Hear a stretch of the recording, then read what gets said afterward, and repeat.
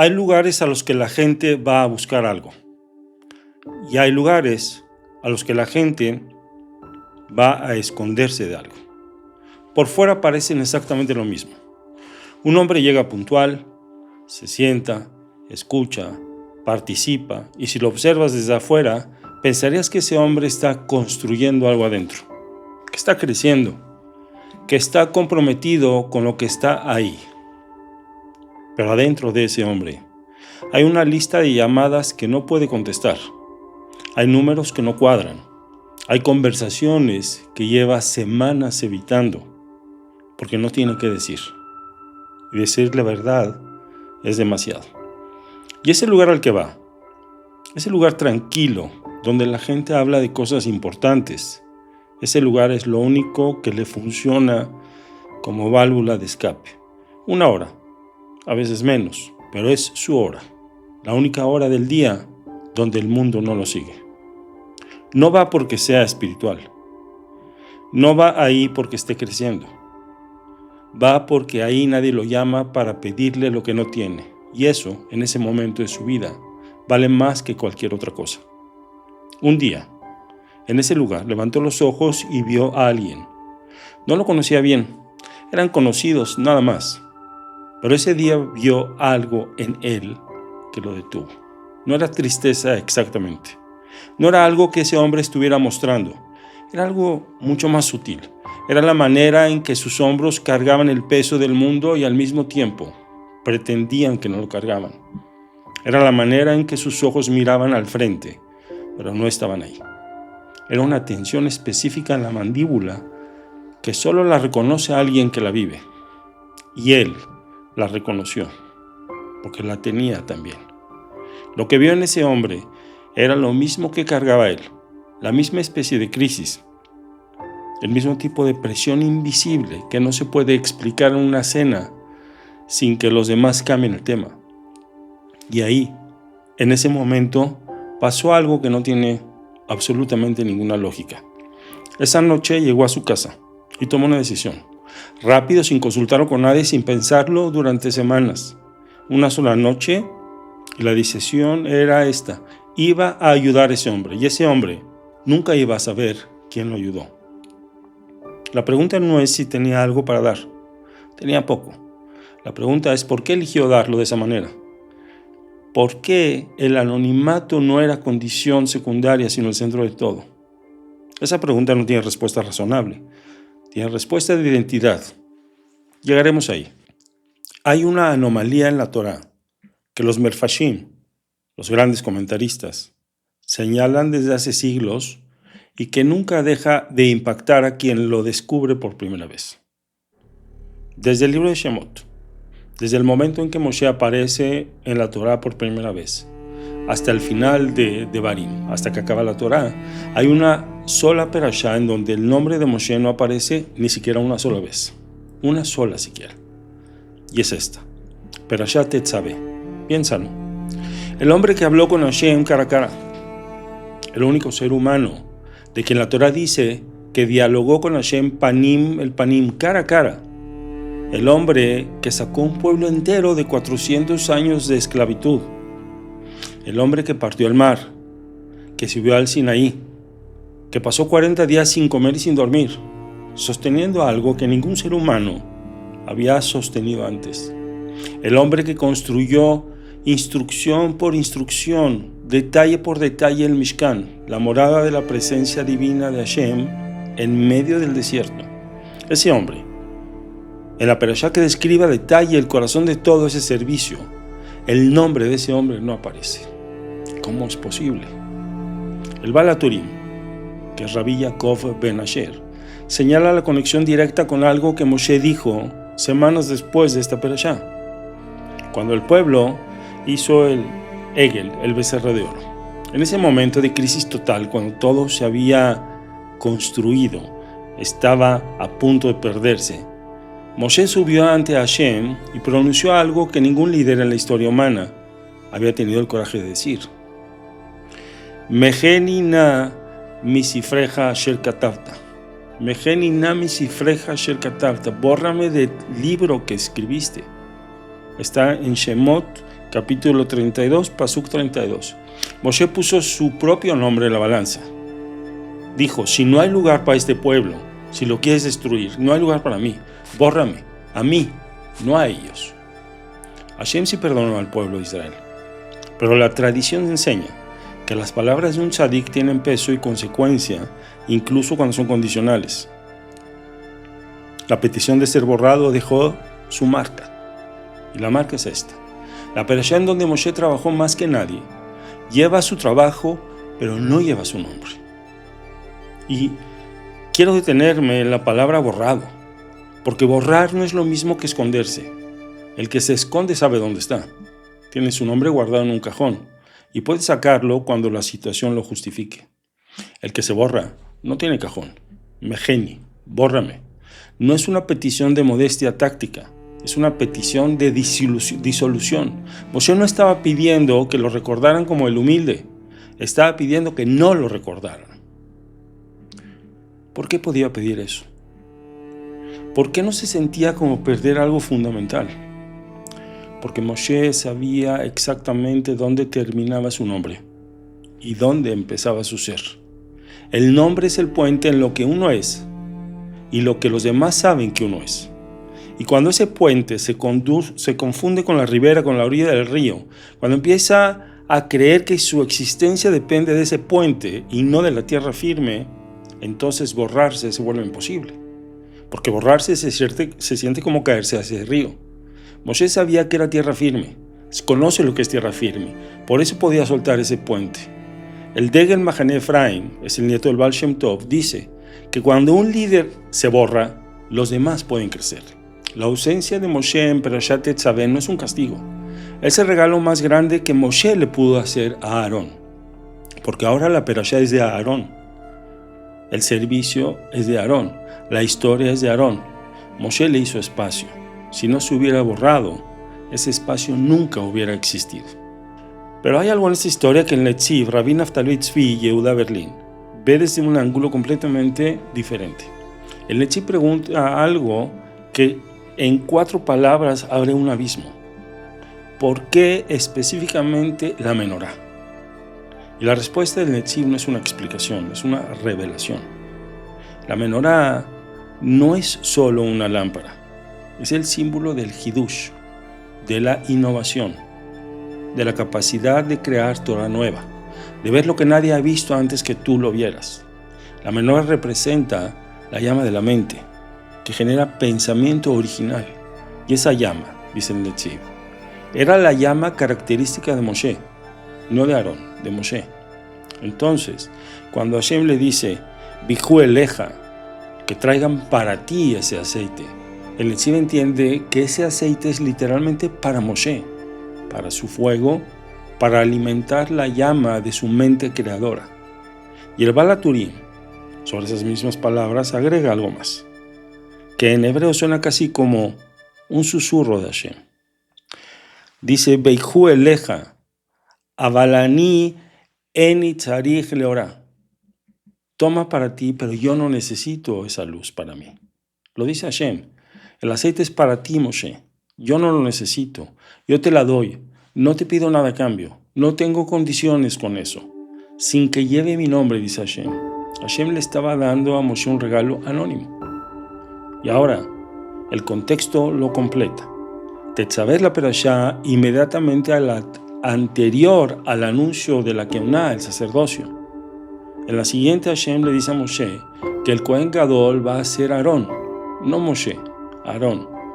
Dice el Netziv que Tetzaveh la respuesta de Hashem antes de que salga la pregunta.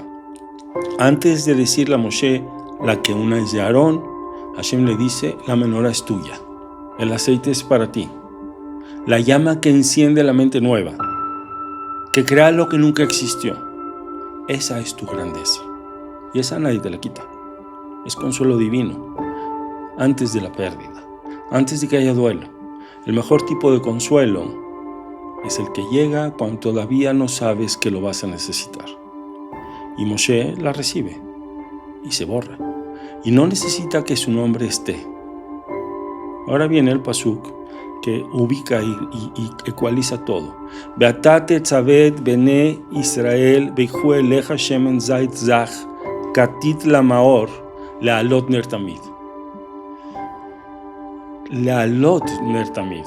Le vas a ordenar a los hijos de Israel que traigan aceite de oliva puro, prensado para iluminación, para elevar una luz continua. Eso está en la Perashá, en el libro de Shemot 27:20. Fíjate en el verbo lo es todo. No dice leadlik necesita encender, prender algo que no estaba prendido. Dice lealot quiere decir elevar. Y aquí viene algo que parece una ley del universo, y lo es, pero también es una ley del alma. El fuego sube, no es una metáfora, es un fenómeno físico real. Los gases calientes que produce la combustión son menos densos que el aire que los rodea. El fuego no decide subir. El fuego sube porque esa es su naturaleza, siempre, sin excepción. El Tanya enseña que el alma humana es Helek Elok Amimal, como lo hemos mencionado varias veces, literalmente una porción de lo divino que está arriba. Algo que vive arriba, plantado en un cuerpo que vive abajo. Y la dirección natural de ese algo, su dirección intrínseca, es exactamente la misma que la del fuego, subir. Entonces lealot no es una instrucción para crear movimiento en algo que no se mueve. Es una instrucción que Hashem nos da para remover lo que impide el movimiento natural de eso. Lo que la llama necesita es que le quites el peso que la sofoca, que le des suficiente aceite para lo que estaba sofocado vuelva a ser lo que es. Lealot ner tamid no dice construye una llama permanente, dice eleva, lealot, eleva una llama que ya es permanente, pero que a veces no se siente. La chispa divina interior, que el Nefesh HaChaim dice que nunca se extingue del todo, esa chispa sigue. Lo que a veces se apaga es la conciencia de la llama. Lo que el trabajo espiritual hace no es crear una llama donde no lo hay, es quitar el peso que la sofoca, es llegarle con aceite suficiente para que lo que ya existía empiece a brotar y a sentirse de nuevo. Y el peso más pesado que sofoca la llama de cada ser humano no es la crisis económica, no es el dolor ni la pérdida. El peso más pesado es el nombre propio, el nombre que quiere aparecer, el nombre que no puede soltarse, el cual entraba, elevaba la llama y salía, y la luz quedaba. Su nombre no. Moshe construyó el Mishkan, recibió el consuelo de Hashem antes de necesitarlo, y en la Perashá que describe todo eso, el nombre de Moshe no aparece, no porque lo olvidaron, sino porque esa es la forma más alta de hacer algo que realmente vale. Poner el fuego en otro y salirte de la historia, y no quedarte con el trofeo de haber salido. Esto no es una enseñanza abstracta, esto pasó en la vida real. Y voy a contarles cómo fue, voy a platicar cómo fue. Hubo un periodo en mi vida que si lo describo con una sola palabra, esa palabra es derrumbe. No es crisis, derrumbe. Porque la crisis implica que algo está en riesgo. El derrumbe implica que ya está cayendo. Y el único trabajo que tienes es no quedar aplastado abajo de esos escombros. Era económico el derrumbe, familiar, era de identidad, era todo al mismo tiempo. Y lo peor de ese tipo de presión no es el peso en sí. Lo peor es que no se puede nombrar en voz alta sin que el mundo alrededor cambie de cara. Así que aprendes a cargarlo en silencio, aprendes a funcionar, aprendes a aparecer en los lugares correctos, con la cara correcta, y a no dejar que nadie vea lo que hay abajo. Había proveedores que llamaban y yo no podía contestar. No porque no quisiera enfrentar la situación, sino porque no había nada que yo les pueda decir que fuera verdad y que al mismo tiempo fuera una verdad tolerable de escuchar. Y cuando no puedes decir la verdad y tampoco quieres mentir, lo que haces es no contestar. Y eso tiene un costo, porque el teléfono no para de sonar en tu cabeza aunque no suene en la pantalla. En ese tiempo había un lugar al que yo iba, el Knis, la sinagoga, Iba con una frecuencia que en cualquier otra circunstancia de mi vida hubiera sido imposible sostener esa constancia. Y te voy a decir algo que no es fácil de decir. No iba por espiritualidad. No iba porque estaba creciendo religiosamente. No iba porque había tenido una revelación. Iba porque el CNIS era el único lugar donde los proveedores no podían entrar, donde el teléfono se silenciaba sin que yo tuviera que justificarlo, donde podía sentarme, durante una hora y el peso seguía ahí, siempre seguía ahí, pero nadie me lo estaba poniendo encima activamente. Era mi refugio. Y el refugio no tiene nada de heroico. Era pura sobrevivencia.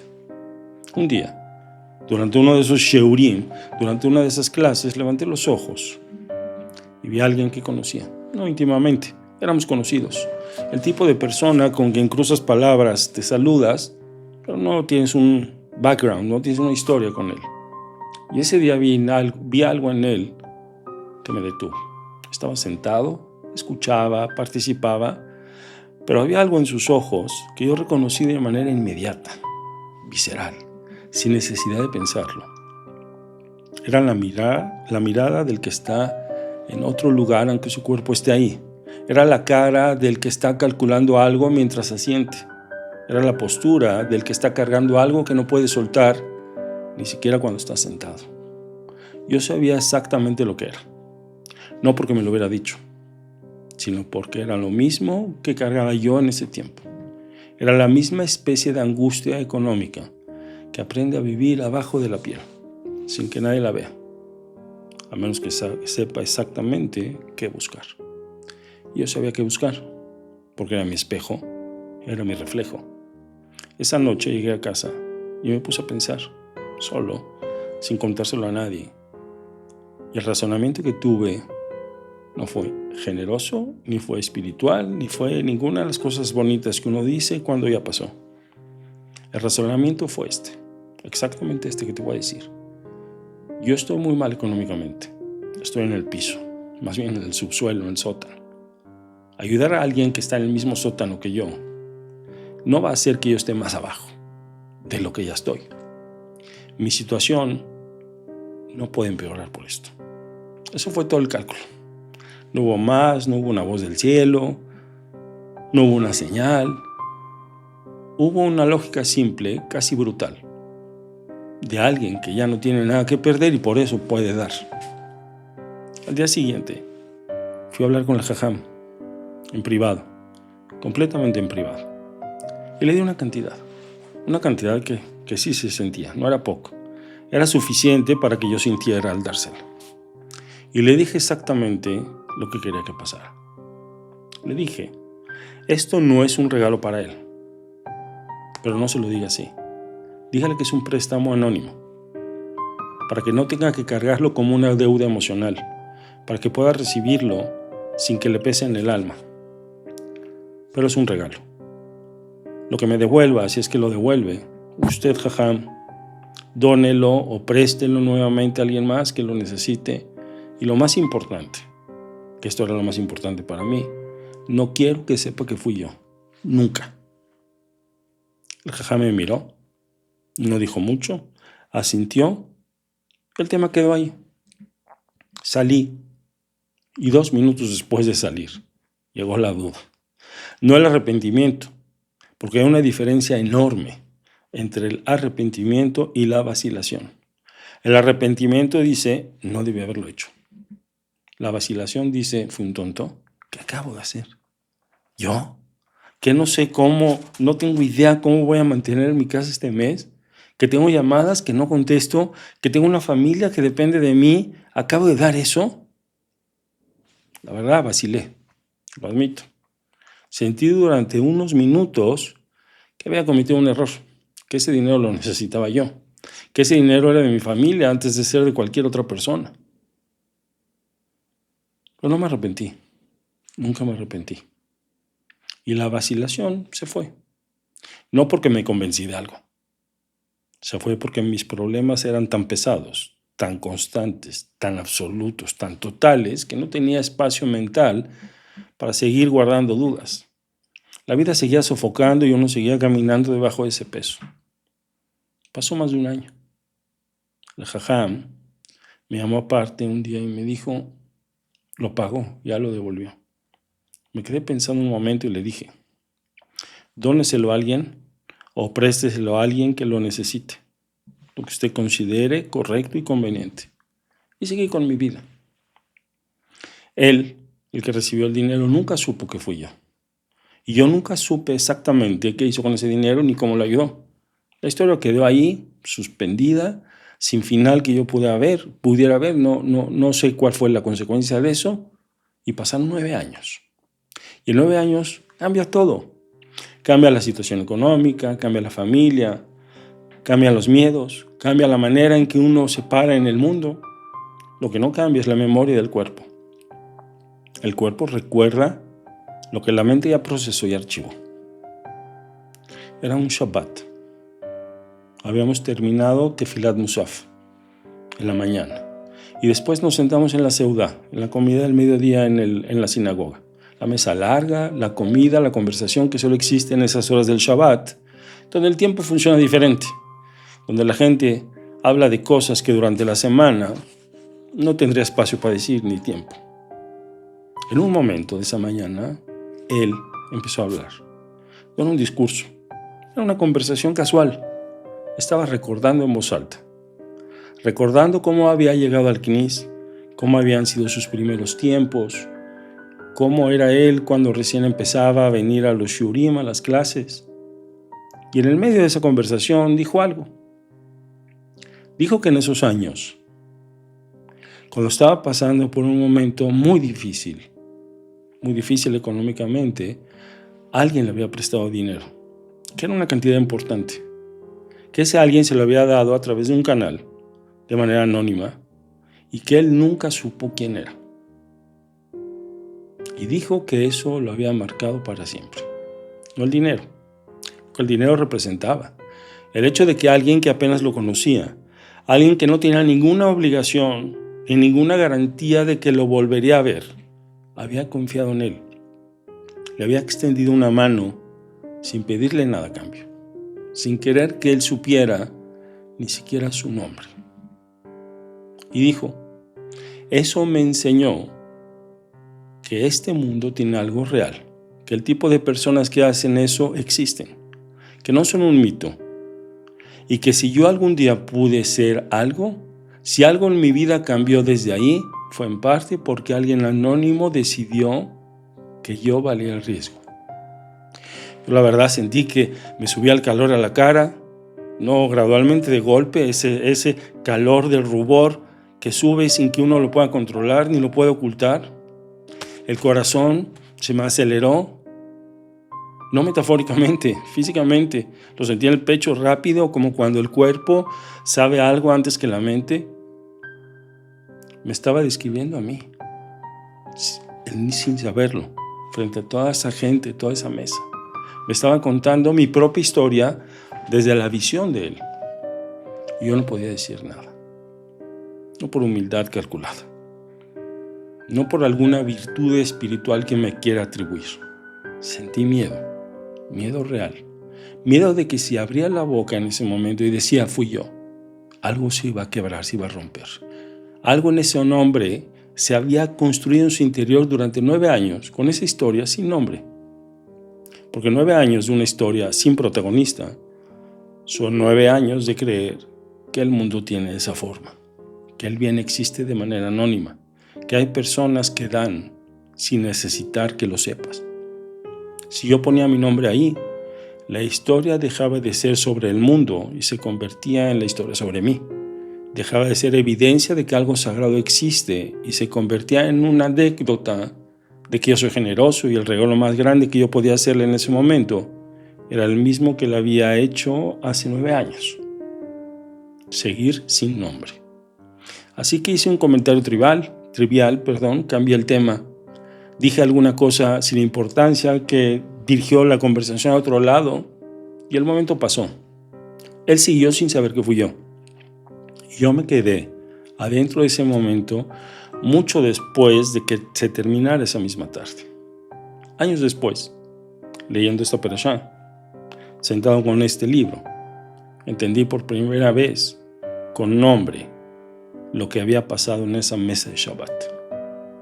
Moshe construyó el Mishkan. Moshe recibió el consuelo de Hashem antes de necesitarlo.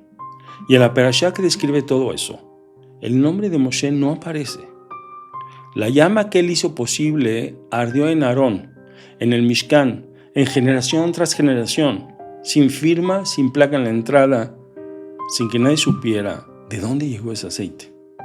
Lealot ner tamid, levantar la llama eterna, no mi llama, la llama. Y la única satisfacción disponible era la de alguien sentado en silencio en una mesa de Shabbat con el corazón acelerado, el calor en la cara, viendo arder desde adentro lo que había encendido sin que nadie lo supiera. Y ni siquiera eso, ni siquiera ese momento era para mí. Eso también tenía que seguir siendo de él. ¿Qué has construido dentro de ti que no lleva tu nombre? No es una pregunta retórica. No es una invitación amable a la reflexión. Te la hago directamente porque creo que es la pregunta más incómoda que le puedes hacer a alguien que vive en este siglo. La diferencia entre ser bueno y ser recordado como bueno, entre hacer el bien y hacer el bien de una manera que eventualmente en algún nivel alguien lo sepa. El ego no quiere ser bueno. El ego quiere ser recordado como bueno. Esa es su función. Esa es su naturaleza. No tiene preferencia por el bien en sí. Tiene preferencia por la versión de ti que hace el bien de una manera que quede grabada. El ego es en el fondo un animal de archivo. Quiere constancia, quiere un registro. Y el mundo que vivimos es el ecosistema perfecto para ese animal. El post, la foto del voluntariado, la historia de Instagram donde apareces ayudando, el caption que dice estoy tan feliz de poder contribuir con esta causa. Pero hay una forma de espiritualidad más peligrosa que la vanidad obvia, precisamente porque la vanidad obvia se ve. Esta no. Esta se disfraza de humildad, se disfraza de inspiración compartida. Solo quiero que sepan lo que hicimos juntos. Si no lo cuento, nadie va a saber que esto es posible. El ego es un maestro del disfraz. Y cuando le cierra la ventana pública, no muere. Encuentra el espejo privado. Y aquí viene lo que más duele. Porque si te quedaste conmigo hasta este momento y en algún momento tuviste el pensamiento de yo al menos soy de los que dan sin necesitar que lo vean, necesito que te detengas ahí. Detente exactamente ahí. Ese pensamiento también es el ego. Es el ego en su versión más refinada, más invisible, más difícil de detectar. Puedes cerrar Instagram. Puedes dar completamente en secreto y al mismo tiempo guardar adentro de ti el archivo más detallado de todo lo que diste. Puedes ser anónimo en público y el archivista más prolífico de tu propia generosidad en privado. Soy alguien que da sin necesitar reconocimiento. Esa frase, ese pensamiento, ese también es un trofeo. El ego no necesita audiencia, solo necesita un testigo. Y el último testigo disponible, siempre, inescapablemente, eres tú mismo. La pregunta del segundo nivel es diferente y ya va más al interior. ¿Puedes dar sin que tú mismo lo uses como evidencia de quién eres? ¿Puedes hacer algo bueno y luego activamente no usarlo? ¿De no tomarlo como prueba de nada sobre ti? ¿De no convertirlo en parte de la historia que te cuenta sobre quién eres? Eso no es una pregunta de conducta, es una pregunta de conciencia.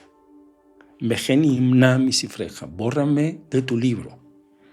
Moshe no solo pedía borrarse del libro público, pedía borrarse del libro, incluyendo el registro mismo que él llevaba de sí mismo.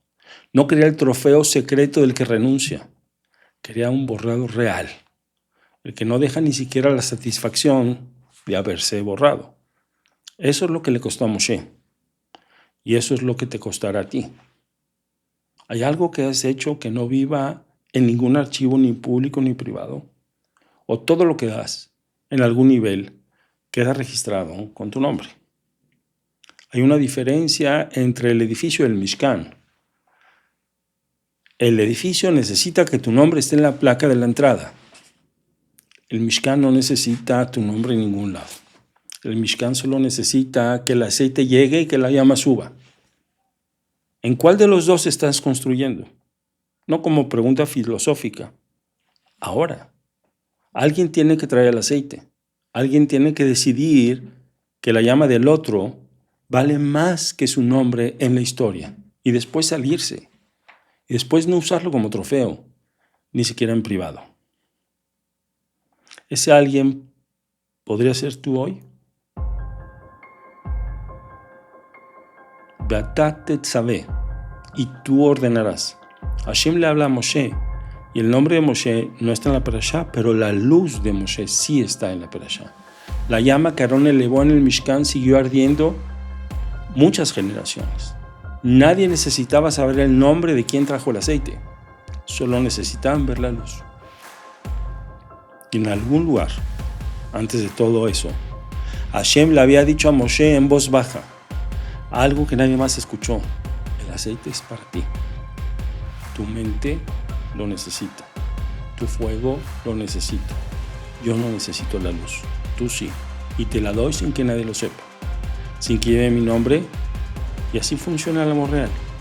Te da lo que necesitas antes de que lo pidas, sin pedirte nada a cambio, sin pedir que quede registrado. Eso es lo que Hashem le hizo a Moshe. Y eso es lo que puedes hacer por alguien el día de hoy. Hay cosas que estás haciendo ahora mismo, o que puedes elegir hacer esta semana, que van a cambiar vidas, que va a cambiarlas de verdad. Y 9 años después, alguien va a estar en una mesa de Shabbat, agradeciendo a una persona sin nombre. Y esa persona sin nombre puede ser tú. Eso no es una pérdida. Eso no es trabajo perdido. Eso no es bien sin recompensa. Ese es el Mishkan. La Lot Ner también. Eleva la llama, aunque nunca sepas lo que hizo por el que la recibió. Aunque nadie sepa que fuiste tú. Aunque la única persona que se entere seas tú en una mesa de Shabbat, con el corazón acelerado y el calor en la cara, eligiendo una vez más quedarte callado y eligiendo no usarlo, ni siquiera para ti. Eso es tetzaveh, eso eres tú.